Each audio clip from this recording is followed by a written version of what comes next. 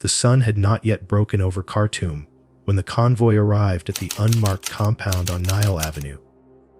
3 black sedans, no flags, no markings, just the kind of vehicles that move through capital cities, carrying secrets too heavy for daylight.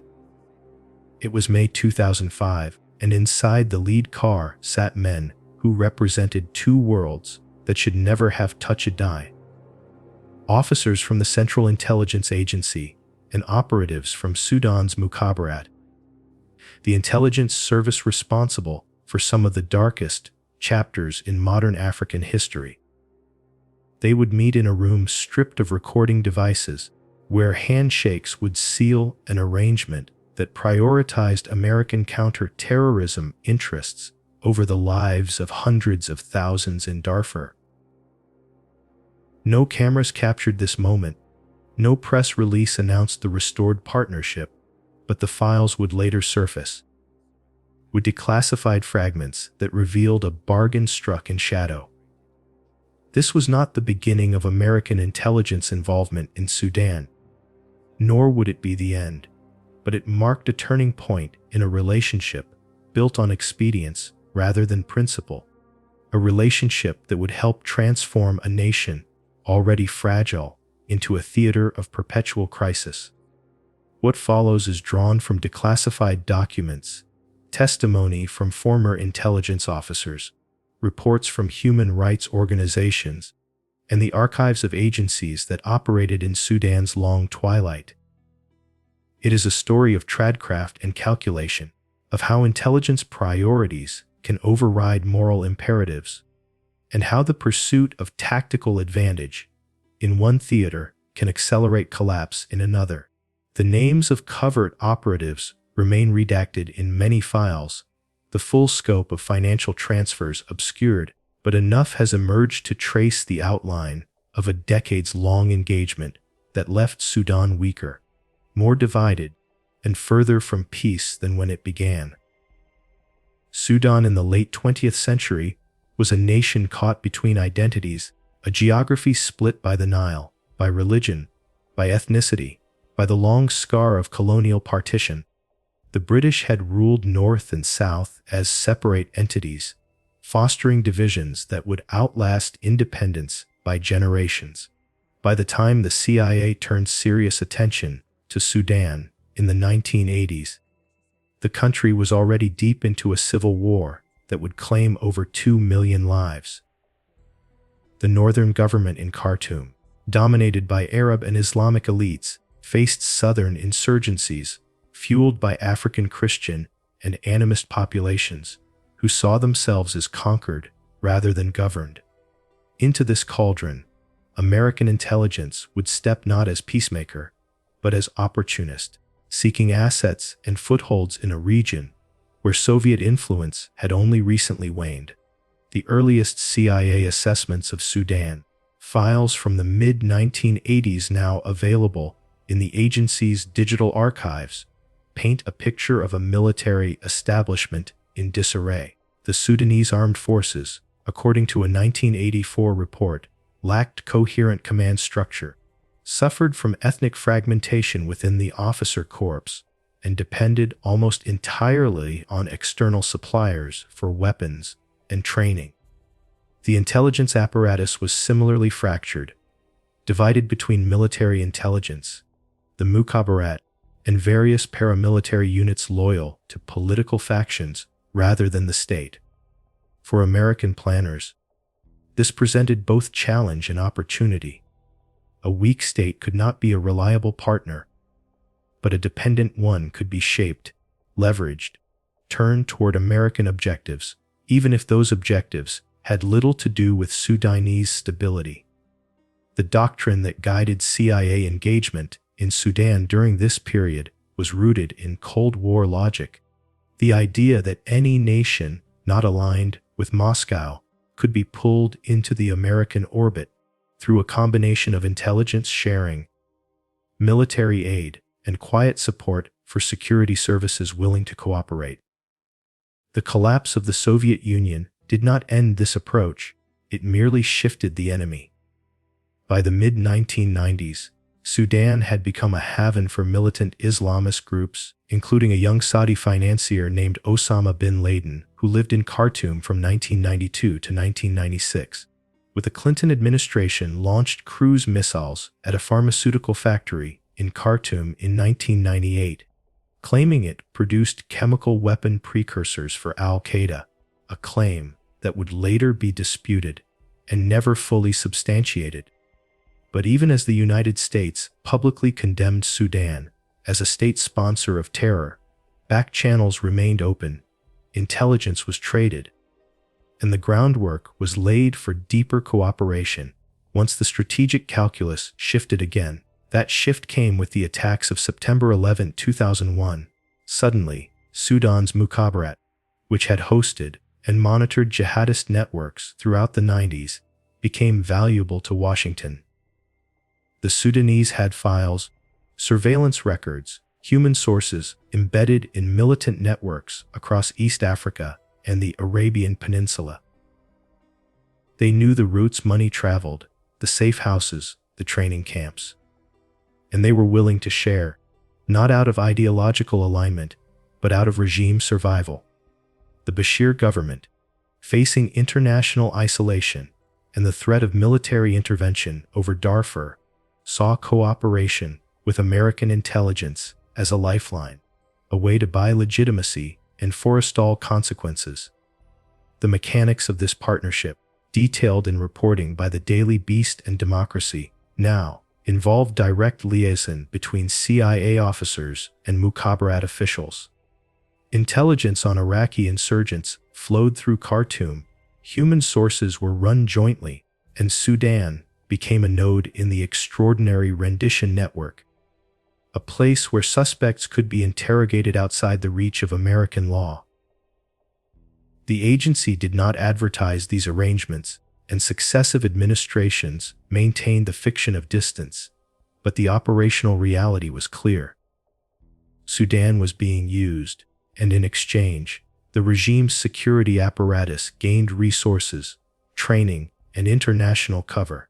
The tradecraft employed in Sudan followed patterns established in other theaters, where the CIA worked with authoritarian partners.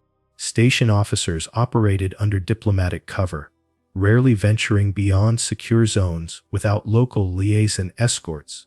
Communication with headquarters ran through encrypted satellite links, and the most sensitive exchanges happened in safe houses rented through front companies, locations that shifted regularly to avoid surveillance by third parties.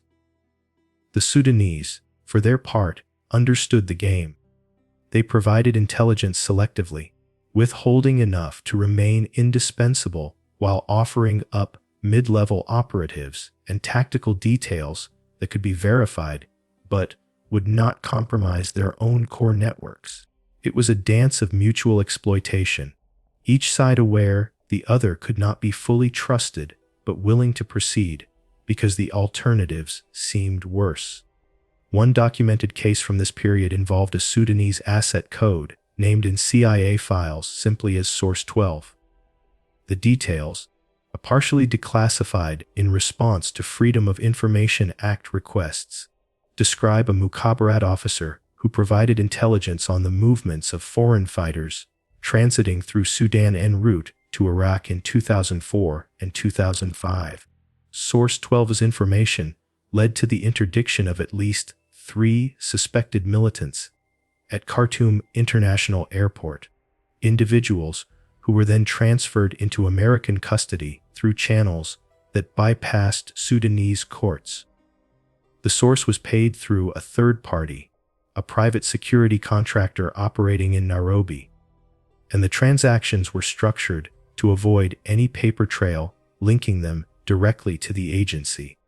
When Source 12 was later arrested by his own service on suspicion of corruption, the CIA made no effort to intervene, a reminder that assets are expendable when their value is exhausted or their exposure becomes inconvenient. Another operation, referenced in Sudanese government statements and corroborated by regional press reports, centered on surveillance of opposition groups operating in the Darfur region. The CIA, according to these accounts, provided technical assistance to mukhabarat units tasked with monitoring rebel communications. This included training on signal interception equipment and software for pattern analysis. Tools ostensibly meant to track militant networks, but inevitably used against domestic political opponents as well. The distinction between counter-terrorism and counterinsurgency, always blurry in practice, vanished entirely in Darfur, where the regime's campaign against ethnic African populations was framed as a fight against terrorists. Even as it descended into systematic atrocity, the Darfur Genocide, which began in earnest in 2003, unfolded in plain sight while American intelligence continued its partnership with Khartoum. Villages burned, hundreds of thousands died, millions were displaced, and yet the CIA restored formal ties with Sudanese intelligence in 2005, 2 years into the crisis. The logic, as explained by former officials in interviews with journalists, was that the counter-terrorism benefits outweighed the moral costs, that saving American lives from potential attacks justified working with a regime committing mass atrocities. This calculation, coldly rational from a narrow security perspective, ignored the broader consequences. By legitimizing the mukhabarat, by providing it with resources and validation, American intelligence helped entrench a security state model that relied on violence and repression to maintain power. The operations conducted jointly during this period were tactical successes, measured in the currency of intelligence agencies, sources recruited, plots disrupted, suspects detained. But each success reinforced structures that made genuine reform impossible. The mukhabarat did not need to answer to civilian oversight or respect human rights when it had the implicit backing of the world's most powerful intelligence service. The Sudanese military did not need to professionalize or integrate minority officers when external partners cared only about its willingness to cooperate on specific missions. The entire security apparatus became more capable at repression, more confident in its impunity, and more isolated from the society it was supposed to serve. The economic dimension of this relationship, though harder to document precisely, followed predictable patterns. Intelligence cooperation generated financial flows, not in the form of public aid subject to congressional oversight, but through covert channels designed to evade scrutiny. Payments to sources, procurement of equipment, funding for joint operations, all of this moved through mechanisms that left minimal trace. Some money went to individuals, enriching mukhabarat officers and their networks. Some went to front companies that laundered intelligence budgets into local economies. Very little reached the Sudanese people or contributed to institution building. Instead, it fed a patronage system that rewarded loyalty to the regime and punished dissent. Prisoner exchanges, another tool in the intelligence partnership, illustrate the moral compromises involved. Suspects detained by Sudanese authorities on American request were held in facilities where torture was routine. The CIA knew this.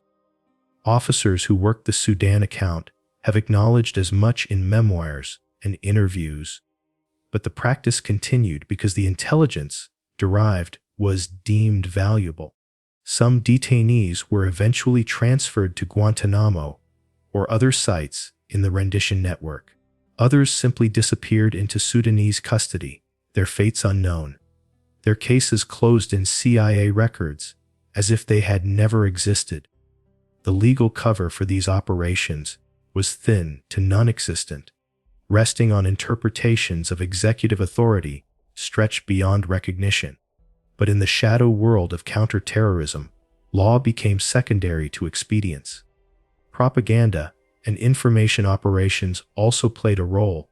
The CIA, working through proxies and allied services, sought to shape narratives within Sudan and across the region.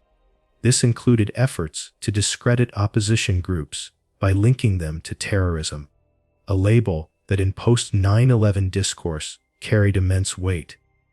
It included support for media outlets friendly to the Bashir regime, channels that amplified government messaging while marginalizing independent voices.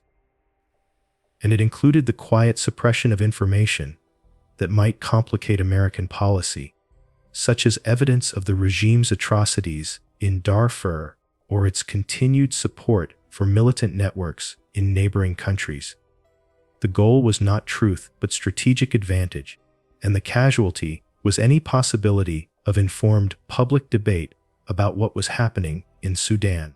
Logistics for these operations ran through a network of contractors, third-country intermediaries, and regional allies.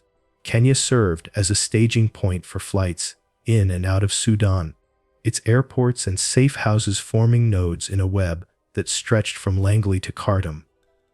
Eritrea, despite its own authoritarian government, provided back-channel communication routes and occasionally facilitated meetings too sensitive to conduct on Sudanese soil.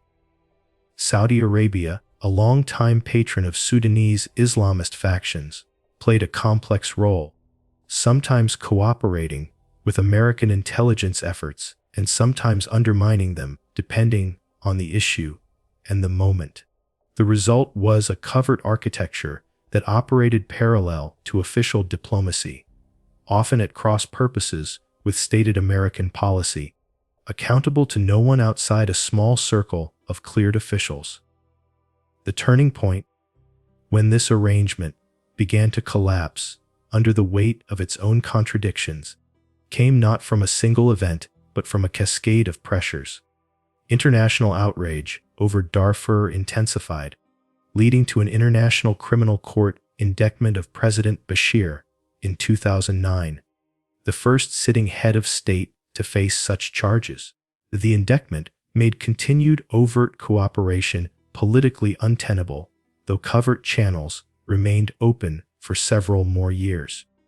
Internally, the Sudanese regime faced mounting economic crisis as oil revenues, the primary source of hard currency, declined with South Sudan's secession in 2011. The split itself, formalized through a referendum and hailed as a rare diplomatic success, was in reality a failure to resolve the underlying conflicts that had torn the country apart. The CIA's focus on tactical intelligence gathering had done nothing to address the structural issues, the ethnic marginalization, the economic inequality, the absence of rule of law, and once South Sudan broke away, both nations descended into cycles of violence that continue to this day.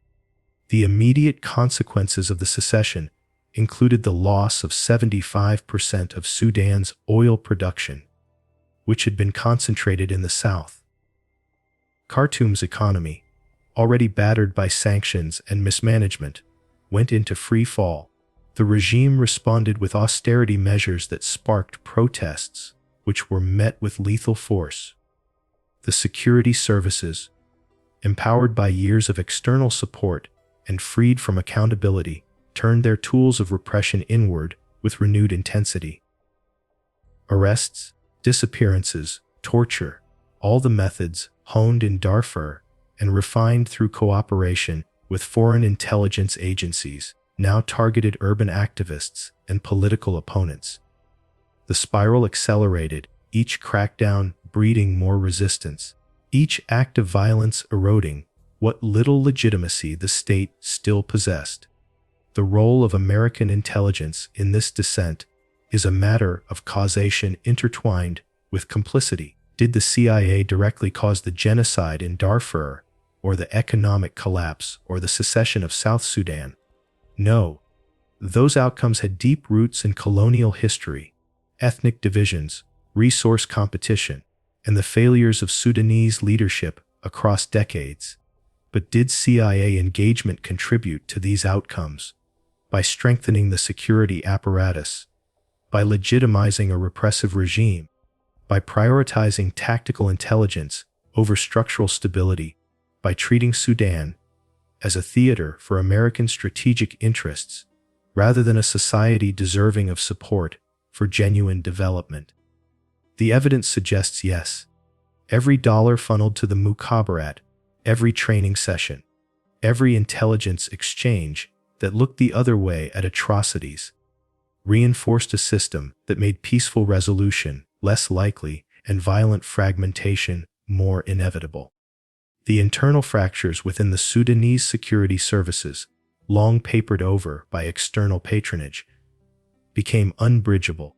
Military officers resented the Mukhabarat's privileged access to resources and foreign support. Regional commanders, many of whom came from marginalized ethnic groups, saw the central government as a predatory force rather than a national institution. Paramilitary units, including the Janjaweed militia responsible for much of the killing in Darfur, operated with impunity, their leaders enriched by conflict and uninterested in peace. The state, such as it was, existed only as a network of patronage and coercion, and when economic pressures made patronage impossible, only coercion remained. By the time popular uprisings toppled Bashir in 2019, Sudan was a hollow shell. The military seized power from the protesters, promised transition to civilian rule, then reneged when it became clear they would have to share authority. Renewed civil war erupted in 2023 between factions of the military and the Rapid Support Forces. A paramilitary group descended from the Janjaweed. Khartoum became a battlefield, millions more were displaced, and the humanitarian catastrophe deepened. The CIA's involvement had long since receded from public view. The partnerships dissolved or outsourced, but the legacy remained in the institutions that had been strengthened. The precedents that had been set, the lessons that had been learned by those who now fought for control of a failing state. The archives that document this history have opened slowly and incompletely. The CIA's own World Factbook, a public resource, acknowledges Sudan's history of shifting alliances and internal instability, but offers no reflection on the agency's role in shaping that history. Declassified documents from the National Archives and Records Administration provide fragments, operational cables with names and methods redacted, assessments that reveal the thinking of analysts, but not the full scope of activities. Freedom of Information Act requests have yielded partial releases, enough to confirm the broad outlines of engagement, but not the details that would allow full accountability. Investigative journalism has filled some gaps. Interviews with former officials and partners have added texture, but much remains hidden, protected by classification and the passage of time. Personal reckonings from those involved have been rare. A few former CIA officers have spoken obliquely about their time in Sudan, describing the moral compromises required, the sense that they were part of something necessary, but distasteful, the awareness that their work had consequences they preferred not to examine too closely. Others have remained silent, bound by secrecy agreements, or simply unwilling to revisit a chapter they consider closed. The Sudanese officials who cooperated, many of whom are now dead or in exile, left no memoirs, their version of events lost or suppressed. The victims, the hundreds of thousands who died in Darfur, the millions displaced across decades of conflict, the families shattered by a security state empowered by foreign intelligence. Their stories exist in human rights reports and survivor testimony, but rarely penetrate the strategic narratives that dominate official histories. Museums and memorial sites dedicated to Sudan's suffering remain few and underfunded. The world moved on from Darfur, attention shifting to newer crises, and the mechanisms of international justice proved toothless. The International Criminal Court's indictment of Bashir did not prevent him from ruling for another decade, and his eventual overthrow came from domestic forces rather than external intervention. Legal processes that might have held individuals accountable, whether Sudanese or foreign, have not materialized. The architecture of impunity that allowed the CIA to operate without consequence in Sudan is the same architecture that shields actors across the intelligence and security apparatus from scrutiny. Historical reassessment, tentative and contested, has begun in academic circles and policy journals. Scholars who study intelligence ethics point to Sudan as a case study in the dangers of divorcing tactical operations from strategic consequences, of valuing short-term intelligence gains over long-term stability, of partnering with authoritarian regimes without mechanisms for accountability. The counter-argument, still advanced by former officials, holds that the CIA's mandate is not nation-building or promoting democracy, but protecting American interests, and by that narrow measure, the Sudan operations were defensible. They generated intelligence that may have prevented attacks. They provided leverage in a complex region, and they demonstrated American willingness to work with any partner, however unsavory, in pursuit of security. This debate misses the deeper point. The question is not whether the CIA acted within its legal mandate, though even that is debatable given the extrajudicial detentions and torture, but whether that mandate, interpreted so narrowly, serves American interests or merely defers costs onto others. Sudan today is more dangerous, more fragmented, and more hostile to American influence than it was before decades of intelligence engagement. The networks the CIA sought to penetrate and disrupt have adapted and metastasized, empowered in part by the chaos the agency's partnerships helped create. The counter-terrorism gains, such as they were, came at the expense of long-term stability, and the bill is still coming due in the form of humanitarian catastrophe, refugee flows, and regional instability that will shape security challenges for generations. The conclusion that emerges from Sudan's story is not simple, because the history is not simple, but certain patterns are undeniable. When intelligence agencies prioritize operational expediency over ethical constraints, when partnerships are formed with repressive regimes without conditions or accountability, when tactical success is measured in isolation from strategic consequences, the result is predictable deterioration. The methods work in the short term. Intelligence is gathered, suspects are detained, threats are disrupted.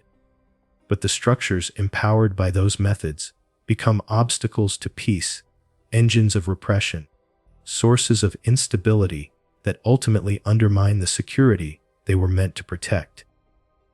Sudan did not have to become what it is today, a nation at war with itself, its institutions hollowed out, its people trapped between militias and the remnants of a predatory state.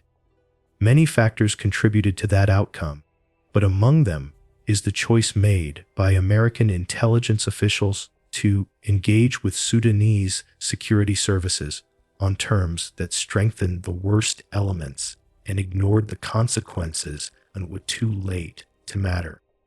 For those who study intelligence history, Sudan offers a clear lesson. The shadow world of espionage operates by different rules than diplomacy or development, but it does not operate in a vacuum. Every operation has ripples, every partnership has costs, and the decision to work with monsters because they are temporarily useful creates debts that compound over time. The files are still being declassified, the full story still emerging, but enough is known to understand that what happened in Sudan was not an aberration, but a pattern repeated in other countries, other partnerships, other alliances of convenience that sacrificed long-term stability for short-term advantage. The question is whether those lessons will be learned, whether future operations will be constrained by ethical considerations and strategic foresight, or whether the cycle will continue, each tactical success sowing the seeds of the next strategic failure, each compromised partnership leaving behind a legacy of suffering that no amount of classified intelligence can justify.